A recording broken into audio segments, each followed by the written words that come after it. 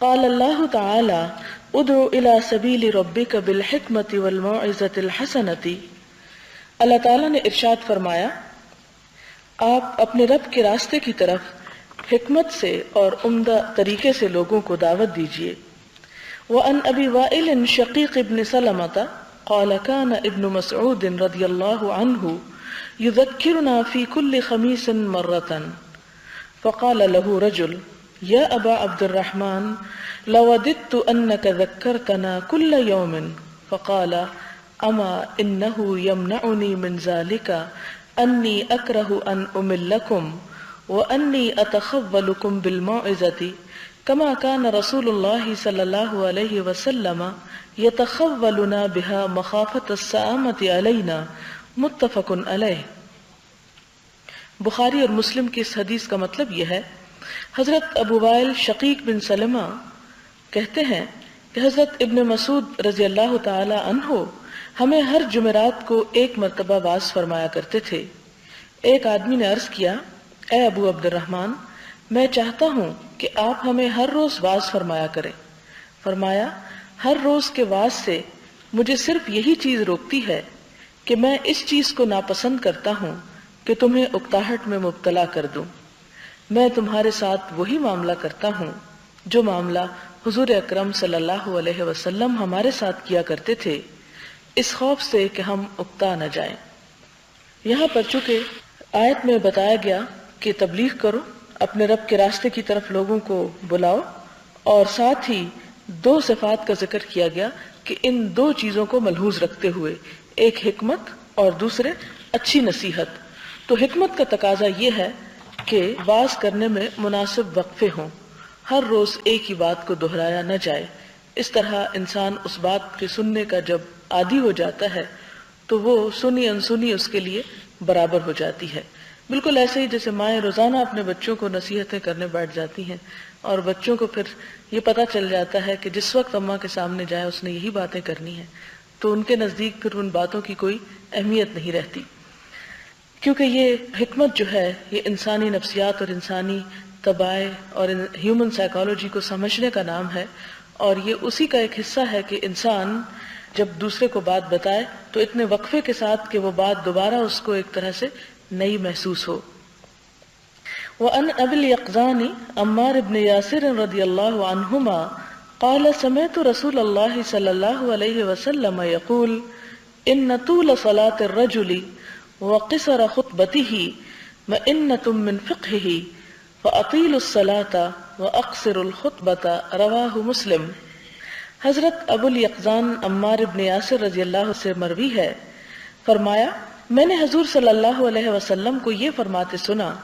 بے شک کسی آدمی کی نماز کا لمبا ہونا اور اس کے خطبے کا مختصر ہونا اس کے سمجھدار ہونے کی دلیل ہے، اس لیے نماز کو لمبا کیا کرو اور خطبے کو مختصر۔ یہ اشارہ ہے جمعے کی نماز کی طرف جس میں نماز کے ساتھ خطبہ ہوتا ہے، لیکن آپ اپنے چاروں طرف دیکھ سکتے ہیں کہ عملی صورتحال کیا ہے۔ اس میں خطبے ایک ایک گھنٹے پر مشتمل ہوتے ہیں اور نماز 5 منٹ کے اندر ختم ہو جاتی ہے، جبکہ معاملہ برعکس ہونا چاہیے۔ وعن معاویہ ابن الحکم السلمی رضی اللہ عنہ قال بین انا اصلی مع رسول اللہ صلی اللہ علیہ وسلم اذا عطس رجل من القوم فقلت يرحمك الله فرماني القوم بأبصارهم فقلت واسكل أمياه ما شأنكم تنظرون إلي فجعلوا يضربون بأيديهم على أفخاذهم فلما رأيتهم يصمتونني لكني سكت فلما صلى رسول الله صلى الله عليه وسلم فبأبي هو وأمي ما رأيت معلما قبله ولا بعده أحسن تعليما منه فوالله ما كهرني ولا ضربني ولا شتمني قال إن هذه الصلاة لا يصلح فيها شيء من كلام الناس إنما هي التسبيح والتكبير وقراءة القرآن أو كما قال رسول الله صلى الله عليه وسلم قلت يا رسول الله انی حدیث عہد بجاہلیۃ وقد جاء اللہ بالاسلام وان منا رجالا یأتون الکہان قال فلا تأتهم قلت ومنا رجال یتطیرون قال ذاک شیء یجدونه فی صدورهم فلا یصدنهم رواہ مسلم۔ حضرت معاویہ بن حکم سلمی رضی اللہ تعالی عنہ سے مروی ہے، فرمایا میں حضور صلی اللہ علیہ وسلم کی اقتداء میں نماز پڑھ رہا تھا، یعنی آپ کے پیچھے، کہ نمازیوں میں سے ایک شخص نے چھینک ماری۔ میں نے کہا یرحمک اللہ۔ لوگوں نے نگاہیں مجھ پر گاڑ دی۔ میں نے کہا ہائے میری ماں مجھے روئے، مجھے اس طرح گھور گھور کر کیوں دیکھ رہے ہو؟ تو انہوں نے اپنے ہاتھ اپنی رانوں پہ مارنے شروع کر دیے۔ جب میں نے انہیں دیکھا کہ مجھے خاموش کرا رہے ہیں لیکن میں خاموش رہا، پھر جب حضور صلی اللہ علیہ وسلم نماز پڑھ چکے تو میرے ماں باپ آپ پر فدا ہوں، آپ جیسا عمدہ تعلیم دینے والا معلم نہ میں نے آپ سے پہلے کبھی دیکھا اور نہ آپ کے بعد۔ خدا کی قسم آپ نے نہ مجھے جھڑکا، نہ مارا اور نہ برا بھلا کہا۔ فرمایا یہ نماز ہے، اس میں لوگوں کی طرح گفتگو کرنا صحیح نہیں۔ نماز تو تسبیح اور تکبیر اور قرآن حکیم کی تلاوت کا نام ہے۔ یا جیسا کہ حضور صلی اللہ علیہ وسلم نے فرمایا، میں نے عرض کیا یا رسول اللہ صلی اللہ علیہ وسلم، مجھے جاہلیت کی زندگی ترک کیے تھوڑا ہی عرصہ ہوا ہے اور اللہ تعالیٰ اسلام کو لے آیا ہے، اور بے شک ہم میں کچھ لوگ ایسے ہیں جو کاہنوں کے پاس جاتے ہیں۔ آپ نے فرمایا تم ان کے پاس نہ جایا کرو۔ میں نے عرض کیا ہم میں کچھ لوگ ایسے ہیں جو برا شگون لیتے ہیں۔ فرمایا یہ ایک ایسی چیز ہے جسے وہ اپنے سینوں میں محسوس کرتے ہیں، ہاں یہ چیز انہیں کسی کام سے نہ روکے۔ یہاں پر آپ دیکھیں پہلی بات تو یہ کہ ایک شخص نے نماز جیسی چیز میں گفتگو کی۔ اب دیکھیں کہ نماز سے بڑھ کر عبادت کیا ہوگی، یعنی فرض عبادت، اور اس میں گفتگو کرنے کا مطلب ہے کہ نماز کا ختم ہو جانا، گویا فرض کا ادا نہ ہونا۔ لیکن آپ صلی اللہ علیہ وسلم کے برعکس آپ دیکھیں کہ لوگوں کا طریقہ کیا تھا اس شخص کو سمجھانے کا، بتانے کا، وہی جو آج کل ہوتا ہے، وہی جو آج کل کسی مسجد میں کچھ ہو سکتا ہے کہ اگر کوئی شخص ان کی مرضی کے مطابق لباس میں نہیں یا ان کی مرضی کے سٹائل میں نہیں تو وہ اندر آئے ہوئے کو بھی باہر نکال دیتے ہیں۔ یہاں تک میں نے سنا ہے کہ بعض لوگ ایک دوسرے کی مسجدوں کو مثلا ایک جگہ اونچی آواز سے آمین پڑھتے ہیں تو دوسری جگہ نہیں، تو ان کو اگر کوئی سنائی دے جائے اونچی آواز سے آمین کہتا تو باہر نکال دیتے ہیں، یہاں تک کہ مسجد دھو ڈالتے ہیں کہ اس کے آنے سے مسجد ناپاک ہو گئی ہے، اور وللضالین اور وللضالین جو ہے اس کے پڑھنے کے فرق سے۔ تو یہ سب کچھ جہالت کا نتیجہ ہے، حالانکہ اس کی حقیقت کچھ بھی نہیں اس اختلاف کی۔ لیکن آپ صلی اللہ علیہ وسلم نے ایک شخص کو نماز میں گفتگو کرنے پر بھی کچھ نہیں کہا، بلکہ جب لوگوں نے اپنی طرف سے چپ کرانے کی کوشش کی تو اس پر آپ صلی اللہ علیہ وسلم نے نہ مجھے جھڑکا، نہ مارا، نہ برا بھلا کہا، بلکہ صرف اتنا کہا کہ یہ نماز ہے، اس میں لوگوں سے گفتگو کرنا جو ہے وہ جائز نہیں۔ اور بات بھی صرف اتنی سی تھی کہ ان کو یہ سمپلی بتا دیا جاتا۔ ہمارے ہاں بھی عموماً آپ دیکھیں کہ والدین ہوں یا اساتذہ ہوں، کسی بھی چیز کی ریزن دیے بغیر یا بات کیے بغیر بلا وجہ ڈانٹ ڈپٹ اور ناراضگی کا اظہار کرتے ہیں، اور بچے کو یہ علم نہیں ہوتا کہ مجھے کسی بات سے روکا جا رہا ہے تو کیوں روکا جا رہا ہے۔ عموماً بچوں کو صرف یہ سکھایا جاتا ہے کہ وہ احترام کریں، اور احترام کے جواب میں وہ کچھ نہ پوچھیں، یعنی سوال کرنے کو ڈسکریج کیا جاتا ہے کہ اگر والدین سے کوئی پوچھ بیٹھے یا استاد سے کوئی پوچھ بیٹھے کہ یہ بات کیوں ہے تو اسے کہا جاتا ہے کہ بس تمہارا کام ہے اطاعت کرنا، تمہارا کام ہے بات ماننا، اور تمہارا کام ہے احترام کرنا، لہٰذا اس احترام میں تمہیں سوال کی اجازت نہیں، یا تم بڑھ بڑھ کر مت بولو یا خاموش ہو جاؤ۔ تو کسی کی بھی کیوریاسٹی کو صرف دبا دیا جاتا ہے، اور عموماً آپ دیکھیں کہ احترام نام کی چیز کو اتنا ہوا بنا دیا گیا ہے کہ وہ استاد اور بچے کے درمیان ایک دیوار بن کے کھڑی ہو جاتی ہے، یا والدین اور اولاد کے درمیان ایک ایسا گیپ پیدا کر دیتی ہے، ایک ایسا ڈسٹنس لے آتی ہے کہ جس کی وجہ سے وہ ایک دوسرے سے سیکھ نہیں سکتے، ایک دوسرے کے قریب نہیں ہو سکتے۔ اب آپ دیکھیں کہ والدین اور اولاد کا کتنا قریب کا رشتہ ہے، اس سے قریب رشتہ اور کیا ہو سکتا ہے؟ لیکن اس کے باوجود آپ دیکھیں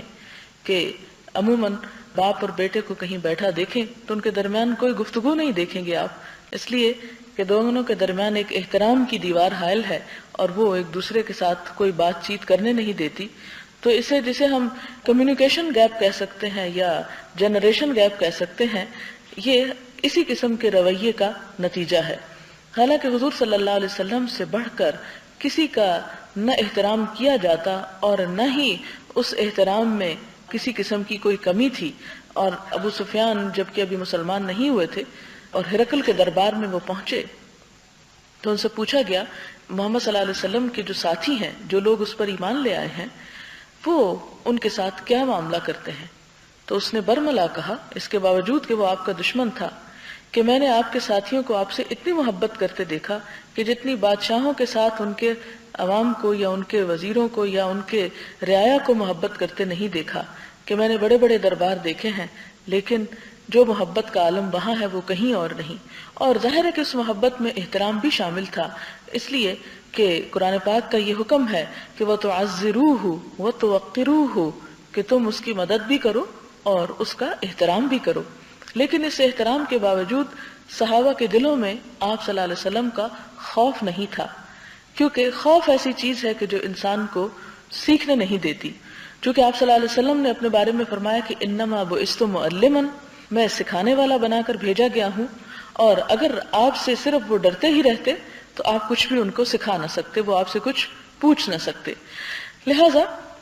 جب وہ پڑھ چکے نماز تو انہیں صرف اتنا بتایا گیا کہ نماز میں بات کرنے کی اجازت نہیں.